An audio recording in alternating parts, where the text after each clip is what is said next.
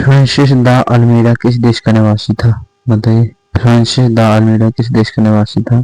तो Francis de अल्मीड़ा वहाँ जो है वो पुर्तगाल का निवासी था। ठीक है, इसके साथ साथ डिटेल सॉल्यूशन भी दिया हुआ है, तो इसको आप लोग स्वयं पढ़ लेना। ठीक है, फ्रांसिस द अल्मीड़ा के बारे में तो मेरी क्लास यूट्यूब पर अपलोड हो जाएगी, तो इसके बाद आप देख सकते हैं इसको 2 3 या 4 बार कई बार देख सकते हैं आप। ठीक है, फ्री है फिर, तो डिटेल आप पढ़ लेना हो। अब बताइए कि जो फ्रांसिस द अल्मीड़ा भारत कब आया था? बताइए, फ्रांसिस द अल्मीड़ा भारत कब आया था? फ्रांसिस द अल्मीड़ा भारत 1505 में आया था। कब आया था? 1505 में आया था। ठीक है, इसका ही सॉल्यूशन है। 1505 में आया था। 1505 से 1509 तक पुर्तगाल का बॉस रहा था। ठीक है, अगला क्वेश्चन है, नीली नीति का ब्लू वाटर पॉलिसी किससे संबंधित है? बताओ, नीति का ब्लू वाटर पॉलिसी किससे संबंधित है? Alfonso de Albuquerque, Francis de Almeida, Pedro Alvarez. तो फ्रांसिस द अल्मीड़ा है। ठीक है, किससे? फ्रांसिस द अल्मीड़ा से संबंधित है। इसके बारे में डिटेल है, पढ़ लेना आप लोग स्वयं। ठीक है, इतना तो आप पढ़ ही सकते हो यार। अगला क्वेश्चन है, ब्लू वाटर पॉलिसी का मुख्य उद्देश्य क्या था? बताइए, तो ब्लू वाटर पॉलिसी का एक और ऑप्शन है, इसमें हम दिखा देते हैं। देखो, ब्लू वाटर पॉलिसी का मतलब था समुद्री शक्ति का विस्तार। ठीक है, किसका? समुद्री शक्ति का विस्तार। अगला क्वेश्चन है हमारा, फ्रांसिस को द अल्मीड़ा को किस युद्ध में अपने पुत्र की मृत्यु का सामना करना पड़ा? तो वो एक द्वीप का युद्ध था। किसका? द्वीप का युद्ध, जिसमें इन्हें सामना करना पड़ा। ठीक है, तो राइट आंसर इज ए। ठीक है, 1508 में द्वीप का युद्ध। चलिए, अगला क्वेश्चन आपके सामने आता है। बताइए, द्वीप युद्ध में पुर्तगालियों के विरुद्ध किसने मोर्चा लिया था? तो द्वीप युद्ध में पुर्तगालियों के विरुद्ध अरब मिस्र और गुजरातियों ने मोर्चा लिया था। ठीक है, द्वीप युद्ध में जो पुर्तगाली हैं उनके विरुद्ध कौन थे? तो इनमें मिस्र थे और अरब थे और गुजराती। अगला क्वेश्चन आपके सामने है, फ्रांसिस्को द अल्मीड़ा का उत्तराधिकारी कौन था? बताइए, तो फ्रांसिस द अल्मीड़ा का जो उत्तराधिकारी था वो फ्रांसिस द अल्बुकर्क। ठीक है, फ्रांसिसो कौन था? Alfonso de Albuquerque. ओके, तो Alfonso de Albuquerque Francisco de Almeida का उत्तराधिकारी था। डिटेल को जरूर पढ़ना। ठीक है, इससे आपको और भी मजबूती मिलेगी। अल्मीड़ा का भारत में कार्यकाल किस वर्ष समाप्त हुआ? बताइए, अल्मीड़ा का भारत में इसका जो कार्यकाल है वो 1509 में समाप्त हुआ। ठीक, कब का? 1509 में। ओके,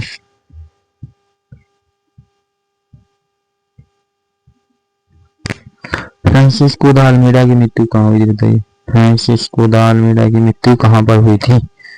तो बताइए, इसकी मृत्यु कहाँ हो सकती है? फ्रांसिस्को द इसकी मृत्यु कहाँ पर हुई थी? बताइए, इसकी मृत्यु हुई थी अफ्रीका में। ठीक है, कहाँ पर हुई थी? अफ्रीका में। ठीक है, अगला क्वेश्चन, मैंने कहा था कि डिटेल आप खुद पढ़ देना, डिटेल में अभी नहीं पढ़ा रहा हूँ। ठीक है, फ्रांसिस्को द अल्मीड़ा का मुख्य उद्देश्य बता दीजिए आप। दहन प्रचार, समुद्री मार्गों पर प्रभुत्व, स्थल सेनाओं या भारत में निवेश। तो इसका राइट आंसर लीजिए बी, समुद्री मार्गों पर प्रभुत्व। अगला क्वेश्चन फिर से आपके सामने। अगला क्वेश्चन है, फ्रांसिस्को द अल्मीड़ा की नीति में कौन सा तत्व प्रमुख था? इसकी नीति में कौन सा ऐसा तत्व है जो प्रमुख था? तो वो था नौसैनिक शक्ति का प्रयोग। ठीक है, नौसैनिक शक्ति का प्रयोग। Right answer B.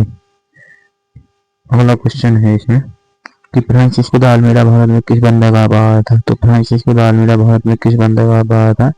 तो ये आया था कोचीन बंदरगाह पे। किस पे आया था? कोचीन बंदरगाह पे। ओके,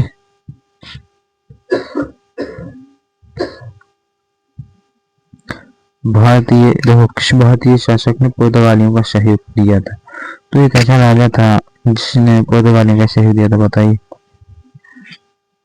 कोचीन का राजा था। वो कहाँ का राजा था? कोचीन का राजा था। ठीक है, तो right answer is a, Cochin का राजा। अगला क्वेश्चन आपके सामने है, अल्मीडा की नीति में कौन सी बात नहीं थी?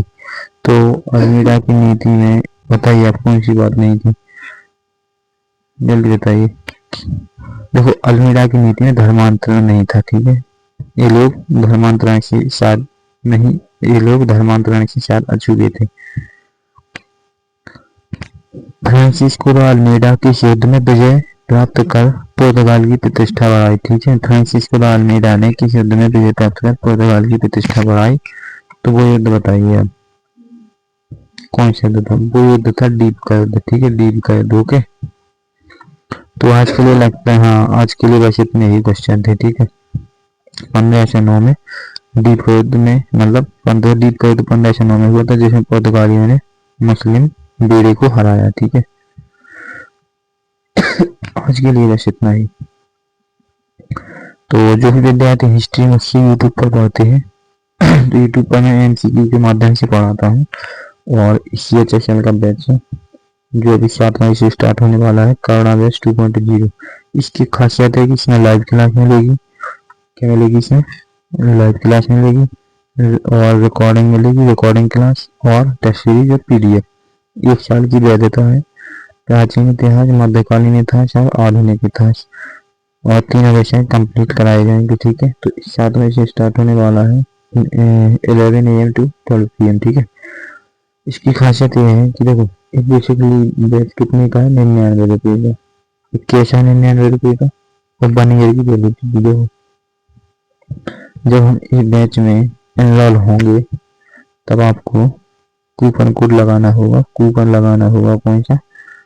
MC098, ठीक है, ये लगाना होगा।